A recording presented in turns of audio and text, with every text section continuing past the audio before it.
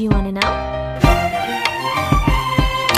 Well, I've been thinking about you, and I think I have to listen. Assalamualaikum warahmatullahi wabarakatuh. Di sini kami kelompok 3 akan menjelaskan tentang peran MIPA dalam perkembangan masyarakat sosial dan ekonomi. Yang anggotanya terdiri dari Muhammad Suyudana, saya sendiri 2019 135 00213. Kedua Rizka Hanan Syalsabila 2019 135 00239. Ketiga Siti Soliah 2019 135 00224. Keempat Adinda Syifa Fauziah 2019 135 00218.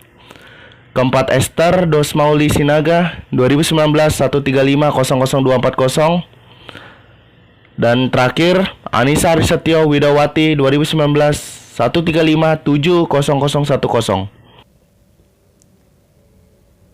Pola pikir merupakan kunci utama dari perilaku manusia, walaupun pola pikir itu juga dipengaruhi oleh lingkungan hidupnya. Seorang tokoh yang dianggap sebagai pelopor lahirnya ilmu pengetahuan alam selain Galileo adalah Francis Bacon tahun 1560 sampai 1626. Sebagai pioner ajaran bahwa menentukan kebenaran haruslah mengumpulkan fakta sebanyak-banyaknya, kemudian baru menarik kesimpulan secara umum. Metode Bacon ini lebih dikenal dengan istilah metode induktif dan dikenal sampai sekarang. Pada abad ke-17 ditandai dengan sederetan penemuan-penemuan hasil eksperimentasi atau penemuan-penemuan yang berguna bagi masyarakat.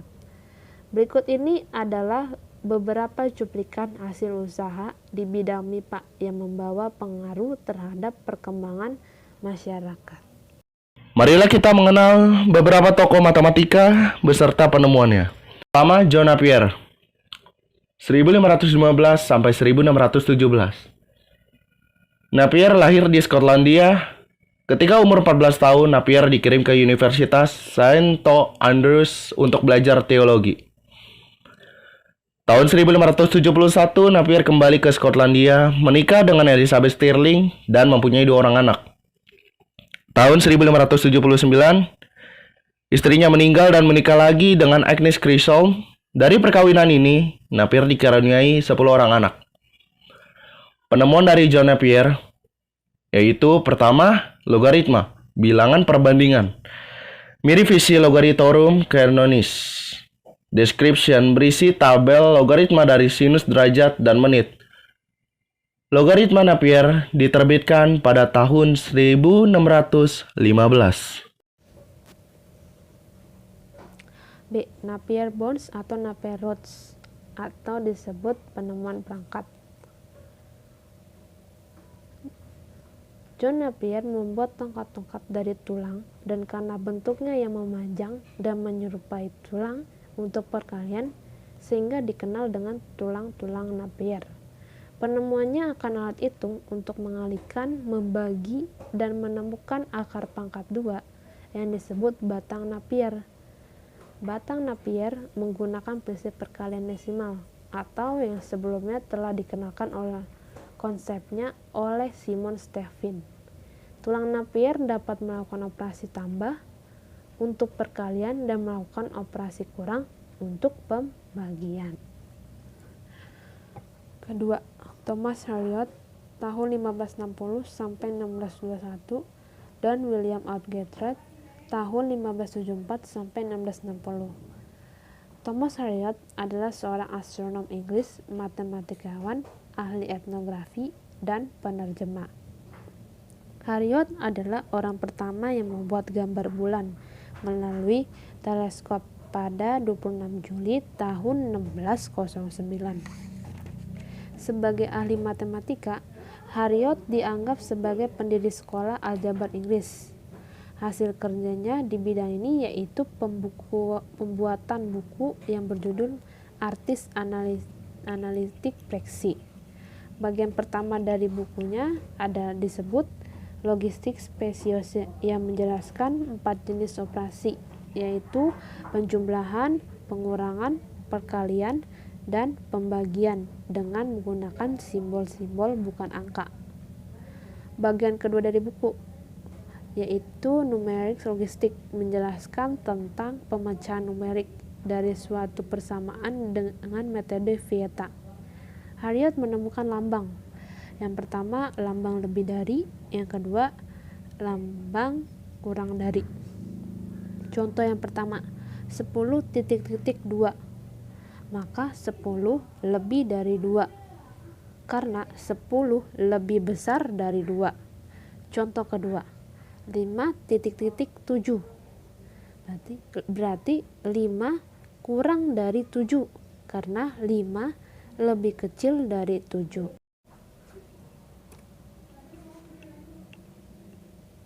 William Arkwright. William Arkwright adalah ilmuwan Inggris. Arkwright lah yang menemukan lambang X untuk perkalian dan lambang titik 2 untuk perbandingan. Arkwright mengenalkan lambang X dalam bukunya yang berjudul Clavis Mathematicae. William Arkwright juga menulis 150 lambang matematika. Selanjutnya ada Galileo Galilei. Galileo adalah seorang astronom, filsuf, dan fisikawan Italia yang memiliki peran besar dalam revolusi ilmiah. Galileo mengamati ayunan lampu yang bergerak bolak-balik di katedral Pisa yang membuatnya berpikir, dan akhirnya Galileo menemukan penemuan tentang pendulum pada tahun 1602. Penemuan tersebut mengarah pada studi lebih lanjut Galileo tentang interval waktu dan pengembangan idenya untuk sebuah jam bandul. Ada Johannes Kepler. Johannes merupakan astronom Jerman, matematikawan, dan astrolog. Dia menyusun hukum-hukum tentang pergerakan planet. Planet mengelilingi matahari dalam orbit eliptik dengan matahari pada salah satu fokus. Lalu ada jari-jari vektor yang menghubungkan satu planet ke matahari melalui satu luas daerah yang sama dalam interval dan waktu yang sama. Lalu ada kuadrat dari waktu satu putaran dari suatu planet mengelilingi orbitnya sebanding dengan pangkat 3 rata-rata jarak planet itu ke matahari. Desargues merancang tangga spiral dan pompa modern baru. Tapi minat utama dia adalah geometri, yang sekarang dikenal dengan nama proyeksi atau geometri modern. Teorema dasar geometri proyektif Desargues berbunyi sebagai berikut. Jika dua segitiga pada suatu bidang atau tidak pada suatu bidang terletak sedemikian sehingga garis-garis yang menghubungkan dua titik sudut yang bersesuaian melalui satu titik, maka titik-titik potong bersesuai terletak pada satu garis. Yang keenam yaitu balise Pascal atau balis Pascal. Di usia 12 tahun, ia berhasil menciptakan sebuah mesin penghitung. Berhasil membuat perhitungan bahwa jumlah semua sudut sebuah segitiga adalah sama dengan 180 derajat. Kemudian pada usia 16 tahun, menemukan teorema heksagram mistik dalam geometri proyektif yang berbunyi, jika suatu segi enam digambarkan dalam suatu irisan kerucut, maka titik-titik potong dua sisi berhadapan terletak pada suatu garis. Beberapa penemuan di abad 19. Yang pertama ada Stephen Gray tahun 1666 sampai tahun 1736. Stephen Gray adalah seorang tokoh yang menemukan konduktor dan non-konduktor. Dufay dilanjutkan oleh Franklin tentang adanya listrik positif dan negatif. Lalu ada Coulomb tentang gaya tarik elektromagnet, serta Volta tahun 1745 sampai tahun 1827 yang menemukan baterai. A. Telepon. Ide untuk mengirimkan suara lewat kabel adalah dikira barang-barang yang sihir menurut abad 19 dahulu. Tapi Alexander Graham Bell mematenkan telegraf elektrik miliknya pada bulan Maret tahun 1876. B. Lampu.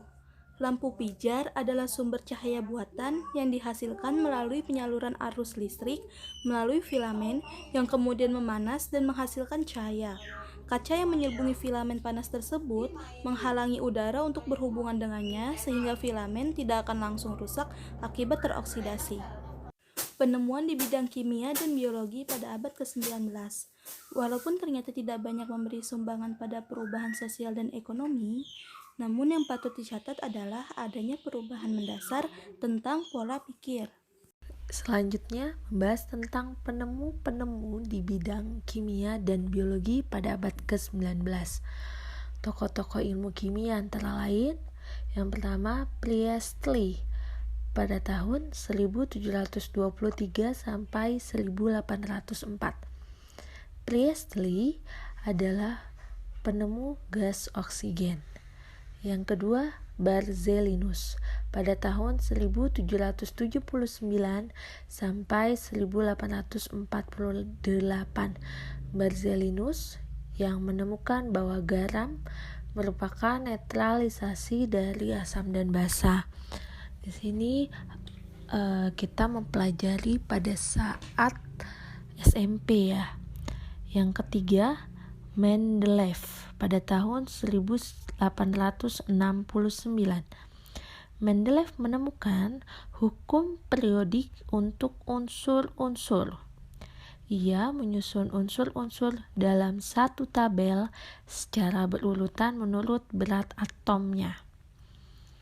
Nah, setelah mengetahui tokoh-tokoh ilmu kimia, selanjutnya mengetahui tokoh-tokoh bidang biologi antara lain.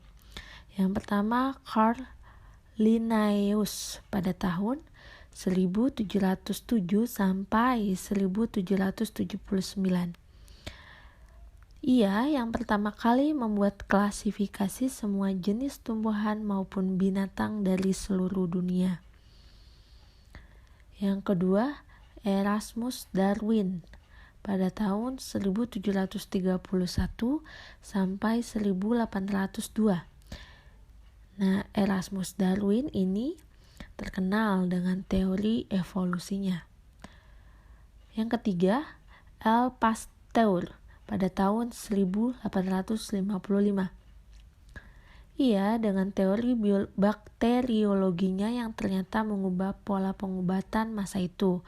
Misalnya, pencegahan penyakit menular dengan cara imunisasi. C. Peran MIPA dalam perkembangan sosial dan ekonomi. Yang pertama, peran MIPA dalam perkembangan ekonomi. Dengan ditepungkannya berbagai macam mesin, mengakibatkan peningkatan usaha industri dan pabrik, sehingga pembuatan barang menjadi lebih cepat, mudah, serta dalam jumlah yang banyak. Biaya produksi juga menjadi relatif lebih kecil, sehingga harganya pun menjadi lebih murah. Berkat peralatan komunikasi yang modern, cepat dan murah, produksi lokal menjadi produksi internasional. Pelayaran dan perdagangan internasional semakin berkembang pesat. Nah, adanya penemuan di berbagai sarana dan prasarana transportasi yang dapat membuat perdagangan semakin membaik dan lancar. Dengan demikian, kehidupan masyarakat dalam ekonomi semakin meningkat. Selanjutnya, yaitu peran MIPA dalam perkembangan sosial.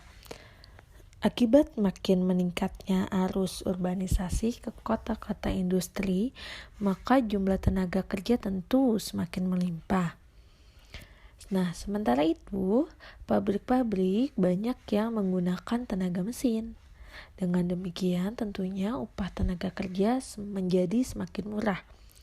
Selain itu, jaminan sosial pun berkurang, sehingga kehidupan mereka menjadi susah. Dengan munculnya golongan pengusaha yang hidup mewah di satu pihak, sementara terdapat golongan buruh yang hidup menderita di pihak lain, maka hal itu dapat menimbulkan kesenjangan antara pengusaha dan buruh, sehingga menimbulkan kebencian terhadap sistem ekonomi kapitalis, sehingga kaum buruh condong kepada paham sosialis. Terima kasih, semoga bermanfaat. Mohon maaf apabila ada kesalahan dalam pengucapan ataupun penulisan.